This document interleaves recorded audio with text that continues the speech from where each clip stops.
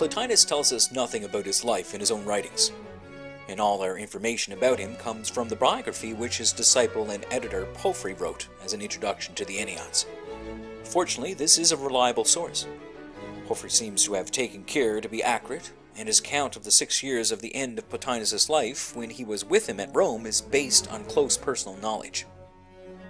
Porphyry is inclined to be gossipy and rambling, and has a well-developed sense of his own importance, and sets out not only to glorify his master, but to show himself in the most favorable light, and to give a very full explanation of his procedure as editor of Plotinus' writings. But there seems to be no reason to doubt his accuracy in matters of fact. Plotinus himself would never say anything about his family or birthplace, and we really do not know to what race or country he belonged, though it has generally been assumed, both in ancient and modern times, that he came from Egypt, probably like a polis in Upper Egypt. And even if we could be sure that he came of a family settled in Upper Egypt, this of course would tell us nothing certain about his race. His name seems to be Latin. The first person we know of who bore it was the Empress Plotina, the wife of Trajan. But again, we cannot draw any conclusions from this about his race or social standing, nor have we any idea what he looked like.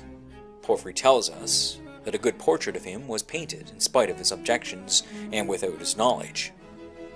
But we have no evidence that any copy of it or sculpture inspired by it exists.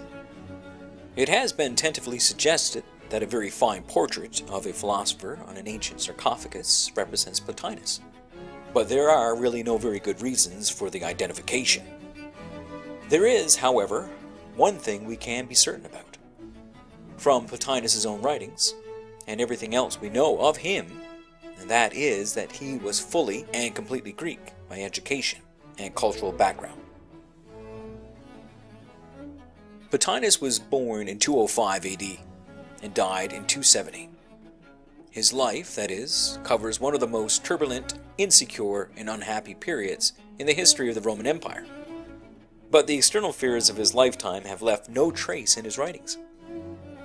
Philosophy was for the men of his period both a full-time professional occupation and a religious vocation demanding withdrawal from the world, as we can see from the case of the senator Plotinus, for whom conversion to philosophy meant renunciation of public office. Plotinus, as we shall see, could play his part admirably in the affairs of this world when he thought it his duty to do so.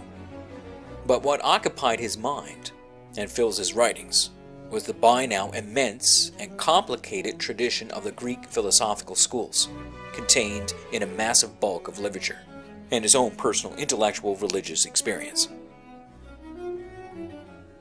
Our first fixed date in his life is 232, when he came to Alexandria to study philosophy. It is interesting to note that he took to the study relatively late in life. Here, so he told his pupils later in Rome, he could find no philosophical teacher to satisfy him until someone took him to Ammonius Saccas. Ammonius had been brought up a Christian, but had abandoned the Christian faith. Among his pupils, besides Plotinus, were the two Origans, the heathen Neoplatonist who appears several times in Porphyry's life, and the great Christian teacher and writer. Plotinus was profoundly impressed by his first hearing of him, and remained in his school for 11 years. There can be no doubt that the teaching of Ammonius was the decisive influence on his mind, and determined the character of his philosophy. At the age of 39, in 243, he developed a desire to study Persian and Indian philosophy, and joined the Emperor Gordian's expedition to the east. But Gordian was murdered in Mesopotamia early in 244, and Plotinus escaped with some difficulty to Antioch.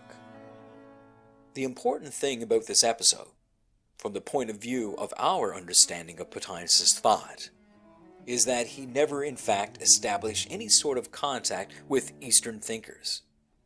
And there is no good evidence, internal or external, to show that he ever acquired any knowledge of Indian philosophy.